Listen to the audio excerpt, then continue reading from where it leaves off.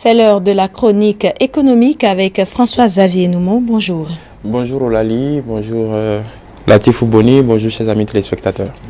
Ce matin, dans votre chronique, nous parlerons du nouveau rebond anticipé de la production de coton en Afrique de l'Ouest. Exactement, parce qu'il s'est tenu dans la semaine du 16 avril, la 12e réunion du bilan du programme régional de protection intégrée du cotonnier en Afrique, qui fait le point un peu des prévisions déjà de l'état de la filière, des prévisions pour les prochaines années en vue d'anticiper tout ce qui pourrait avoir comme point d'achoppement en vue d'aboutir à une bonne récolte. Et pour des pays comme le Bénin, le Burkina, le Mali, qui capitalisent énormément sur cette filière coton pour notre pays. En parlant très concrètement de notre pays, c'est simplement la première recette d'exportation. Alors, on peut dire que sur la campagne cotonnière 2018-2019, nous sommes toujours dans la dynamique d'accroissement de la production cotonnière. La seule fausse note vient du Burkina, où pratiquement pour la campagne cotonnière 2018-2019, la production sera drastiquement à peu près, disons, divisé par deux, simplement à cause de quelques défauts de pluviométrie, et simplement également parce que beaucoup de paysans ont abandonné la filière pour cause de déstabilisation de la partie nord et ouest du pays. L'insécurité au terrorisme. Voilà. Pardon. Donc, disons, dans cette dynamique, le Bénin, quand on revient au Bénin, le Bénin tient peu ou prou ses promesses. Nous sommes réellement dans une dynamique d'accroissement. Et quand on prend les chiffres sur la campagne cotonnière 2018-2019, on devrait finir environ à 720 000 tonnes pour 656 000 hectares cultivés. Donc après nous avons le Mali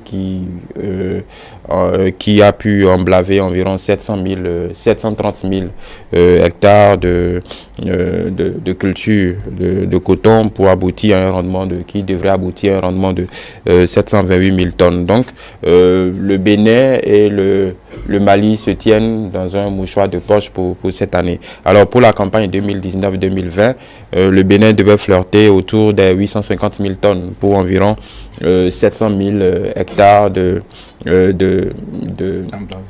d'emblavure.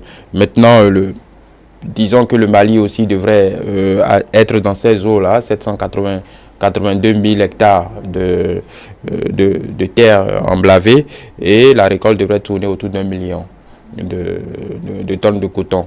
Donc il faut dire qu'en 2019-2020, on sera dans l'objectif fixé, on essaiera de tutoyer l'objectif fixé par le président de la République.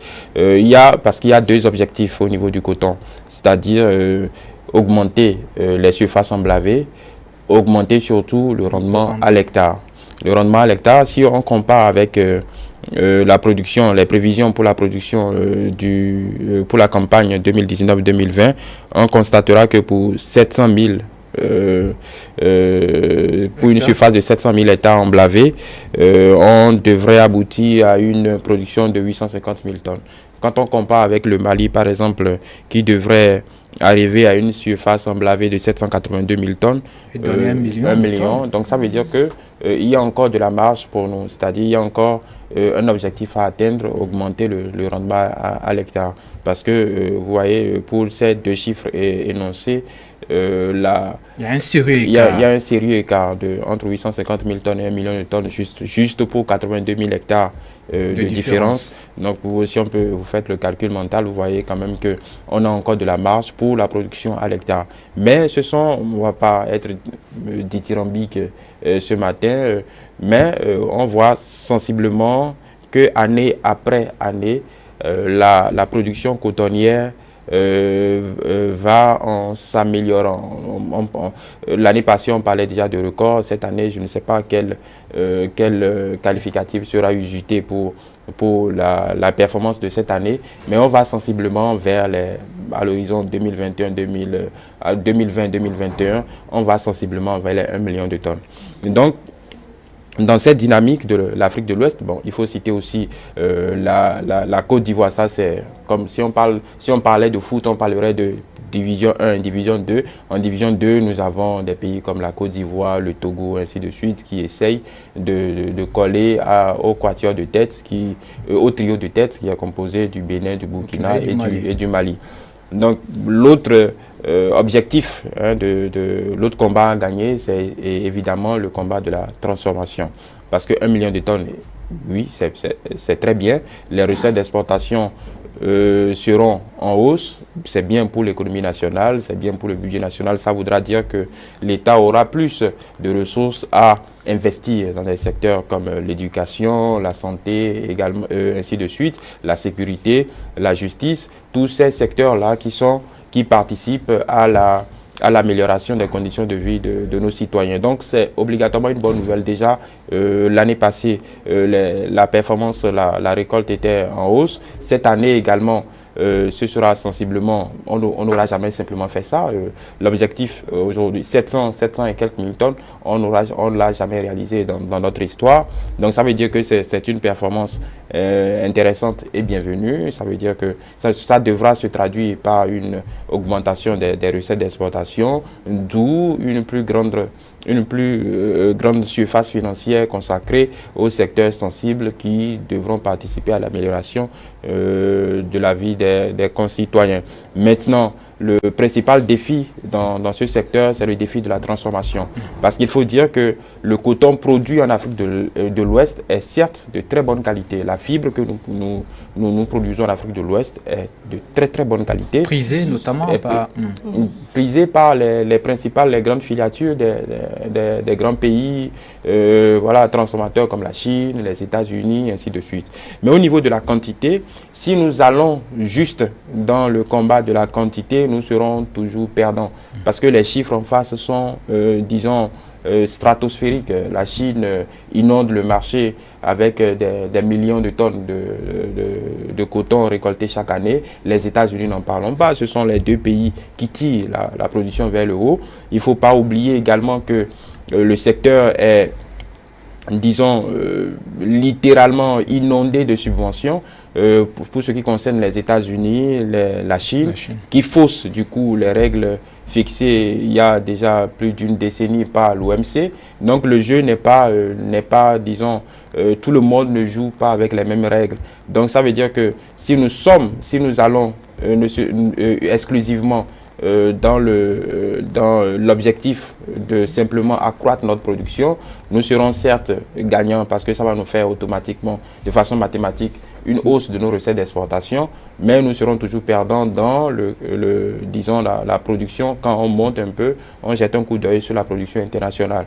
Donc ça veut dire quoi? Ça veut dire que notre coton ne pourra toujours pas être compétitif, simplement parce que, en dépit de la qualité, la quantité n'est pas n'est pas de nature à disons, impacter le prix au kilo au niveau international. Ça veut dire que nous sommes toujours tributaires du marché international, ce qui ne donne pas une visibilité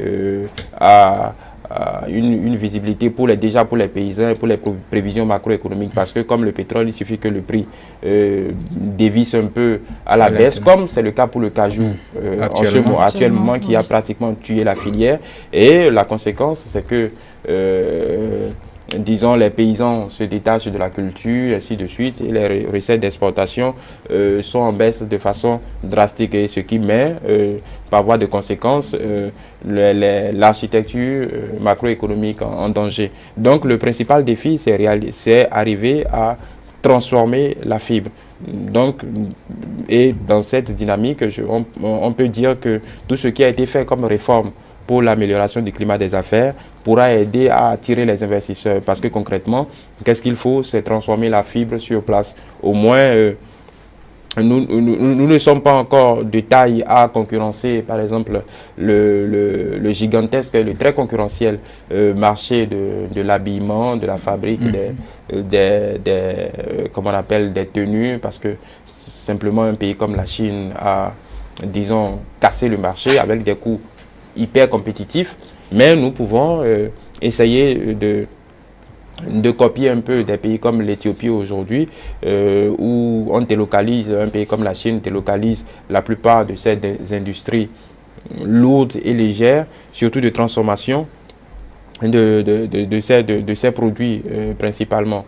Donc, il y a ce combat-là à gagner obligatoirement. Un pays comme le Burkina nous a précédés dans cet objectif en signant l'année passée l'installation en arrivant à tirer vers le Burkina de grosses filatures turques et disons chinoises pour pouvoir essayer d'impulser une dynamique dans la transformation des fibres. Ici, nous avons encore quelques velléités. Le ministre de l'Agriculture s'est prononcé là-dessus il y a quelques mois, essayer de remettre ce que nous avons déjà comme industrie sur pied pour pouvoir ne serait-ce que tirer une partie en interne, tirer parti de la transformation de cette fibre en interne.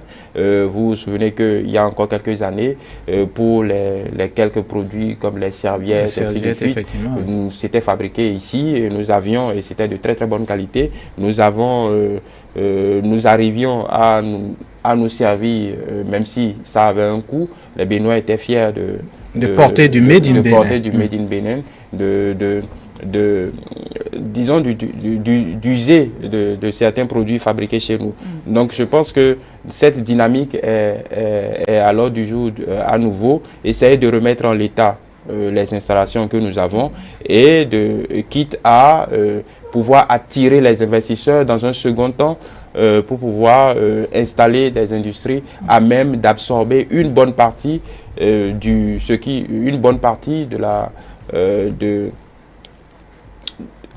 la récolte, de la performance des 800 000 tonnes qui sont en vue à l'horizon 2020.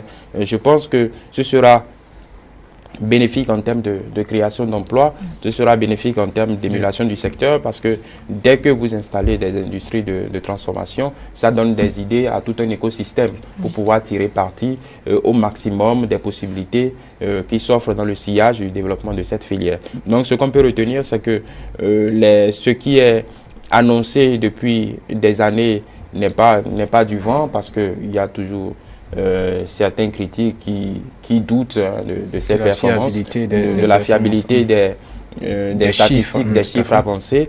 Mais nous sommes ici, c'est au niveau régional, donc il n'y a pas matière à polémiquer. Nous sommes dans une bonne dynamique et nous accomplissons simplement des performances jamais égalées encore dans notre histoire. Nous irons en surface de plus en plus grande en termes d'emblavure et en termes de rendement surtout. Donc les objectifs sont clairs, augmenter le rendement à l'hectare et aller un peu plus loin, être un peu plus ambitieux sur le chemin de la transformation de cette fibre si importante pour le développement de notre économie.